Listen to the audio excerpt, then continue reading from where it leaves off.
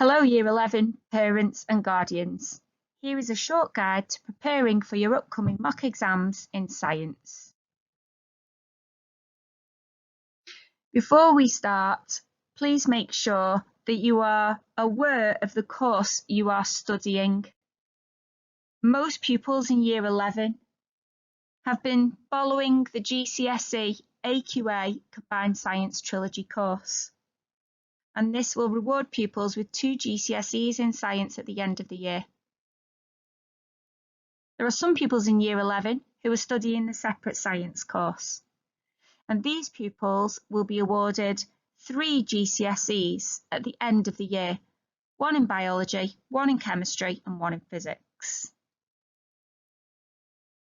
So for the mock exams, all pupils will be tested on paper 1 content only.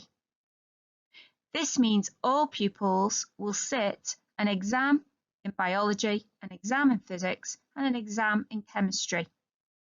However, depending on which course you are following, the exams will be of different lengths. Please be aware, calculators are allowed in all science mock exams, and we advise pupils to use them. This prevents small errors being made when you rely on mental arithmetic. A note about the final GCSEs. Pupils do not need to have carried out the required practicals themselves this year. Pupils do need to be aware of the required practicals, and they have been shown the required practicals via teacher demonstrations, videos, or online experiences. Pupils will be examined on the required practicals as part of the Paper 1 exam. Pupils will receive data sheets containing equations. These may change by the time the final exam comes about. However, for this mock exam, pupils will receive the data sheets that we have been using in class and that previous years have used in their final GCSEs. And just a reminder, we will not be testing Paper 2 this round of mock exams. However, Paper 2 content will be examined in the final GCSEs. So, in class, we have been preparing for the mock exams using the simple science strategy. There are 4 steps. Number 1, watch the video clips on My GCSE Science and complete the relevant knowledge organiser. Step 2, complete the multiple choice question or questions after each video. Number 3, work through the exam question that is also on the website. A mark scheme is provided on the website so that you can check your own answers. Step 4, complete an exam question that your teacher has set for you. Bring this to lesson so that we can go through it together, and you have the opportunity to ask teachers about your learning on that topic. So here's an example of a knowledge organiser. It has been broken down into its component sections, each represented with a different video on My GCSE Science. The purpose of this task is to accurately self-assess and to be able to just recap on those areas that have perhaps been missed in the past. This addresses any gaps in learning. Here's an example of a completed knowledge organiser. Most pupils should now have a full set of knowledge organisers and past paper questions for each of the topics coming up in Paper 1. However, if for whatever reason you are missing any of these knowledge organisers or practice questions, please speak to your class teacher.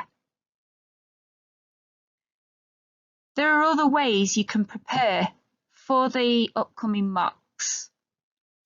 You can use flashcards. You can go over your maps and your P2S assessments. You can go through your exercise books. You can use revision guides. And you can use resources from the website list on the final slide of this presentation.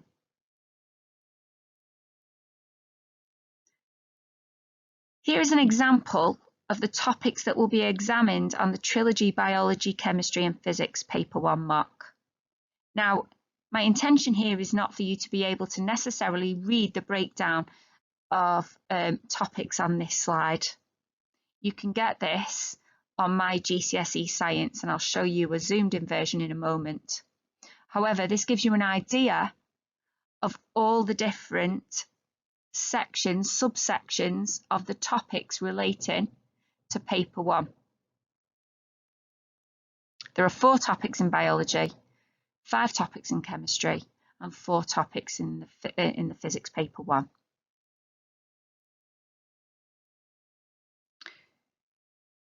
You can also use a RAG system to keep going over my GCSE topics that you struggle with the most. Every time you watch a video and complete a multiple choice question, the little circle on the left there is highlighted in green, amber or red. And after 24 hours, you can go back over the quiz and double check whether or not you've improved. Please be careful. Separates pupils, you do have additional content, so you need to make sure that you try these videos as well. Here is a list of some other resources that you can use. And I'd like to draw your attention here to Focus eLearning. This is a website that enables you to practice the required practicals online. So there is no requirement this year for pupils to have experienced the practicals in the laboratory. However, pupils do still need to know about the scientific skills needed to carry out some of these practicals. And these skills can be practiced using the website highlighted. The login details are also at the bottom of this slide. So good luck, and any problems, speak to your class teacher. Thank you.